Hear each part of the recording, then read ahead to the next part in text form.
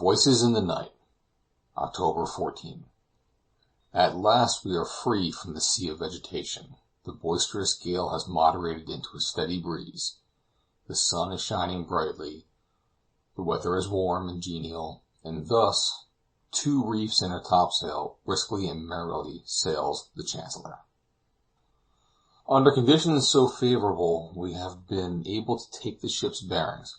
Our latitude we find is 21 degrees 31 minutes north, our longitude 50 degrees 17 minutes west. Incomprehensible altogether is the conduct of Captain Huntley. Here we are, already more than 10 degrees south of the point from which we started, and yet still we are persistently following a southeasterly course. I cannot bring myself to the conclusion that the man is mad. I have had various conversations with him, and he has always spoken rationally and sensibly. He shows no tokens of insanity. Perhaps his case is one of those in which insanity is partial, and where the mania is of a character which extends only to the matters connected with his profession. Yet it is unaccountable. I can get nothing out of Curtis. He listens coldly whenever I allude to the subject, and only repeats what he has said before, that nothing short of an overt act of madness on the part of the captain could induce him to supersede the captain's authority, and that the imminent peril of the ship could alone justify him in taking so decided a measure. Last evening I went to my cabin about 8 o'clock, and after an hour's reading by the light of my cabin lamp, I retired to my berth and was soon asleep. Some hours later I was aroused by an unaccustomed noise on deck.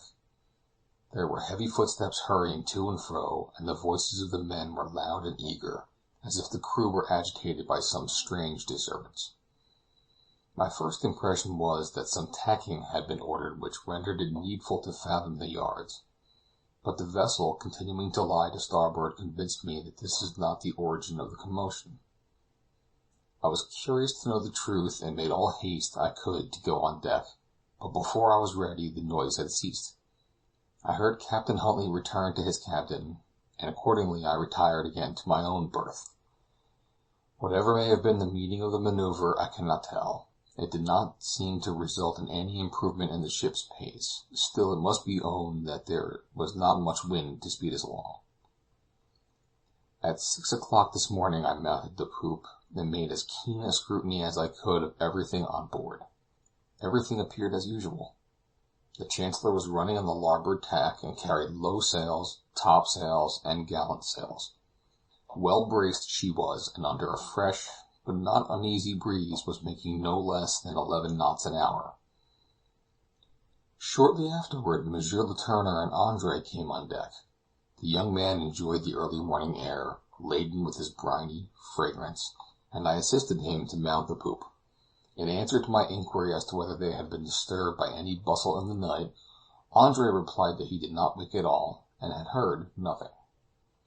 "I am glad, my boy," said the father, "that you have slept so soundly. I heard the noise of which Mr. Kazallon speaks. It must have been about 3 o'clock this morning, and it seemed to me as though they were shouting. I thought I heard them say, 'Here, quick, look to the hatches,' but as nobody was called up, I presumed that nothing serious was the matter." As he spoke I cast my eye at the panel slides, which fore and aft of the mainmast open into the hold.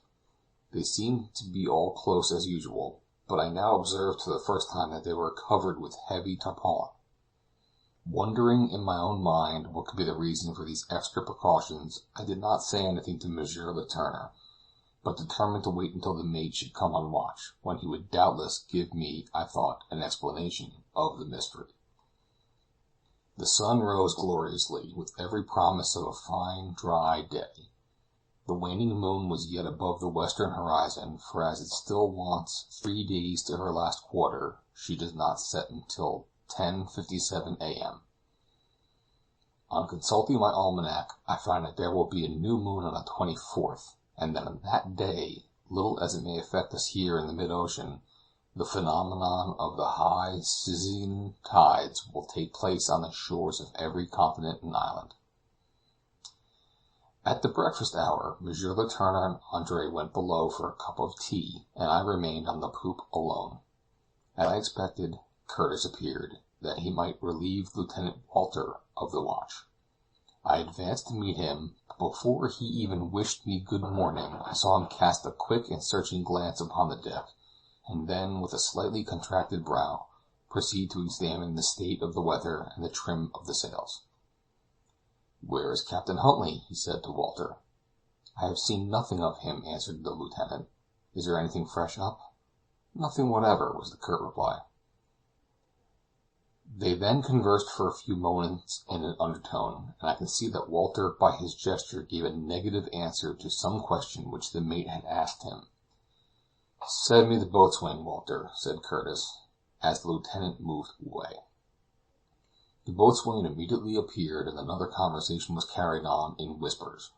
The man repeatedly shook his head as he replied to Curtis's inquiries, and then, in obedience to orders, called the men who were on the watch, and made them plentifully water the tarpaulin that covered the great hatchway. Curious to fathom the mystery, I went up to Curtis and began to talk with him upon ordinary topics, hoping that he would himself introduce the subject that was uppermost in my mind. Finding, however, that he did not allude to it, I asked him point blank, "What was the matter last night, Curtis?" He looked at me steadily, but made no reply. "What was it?" I repeated. Monsieur Letourneur and myself were both of us disturbed by a very unusual commotion overhead. "Oh, a mere nothing," he said at length. "The man at the helm has made a false move, and we had to pipe hands to brace the ship a bit, but it was soon all put to rights. It was nothing at all." I said no more, but I cannot resist the impression that Robert Curtis has not acted with me in his usual straightforward manner. Chapter 7.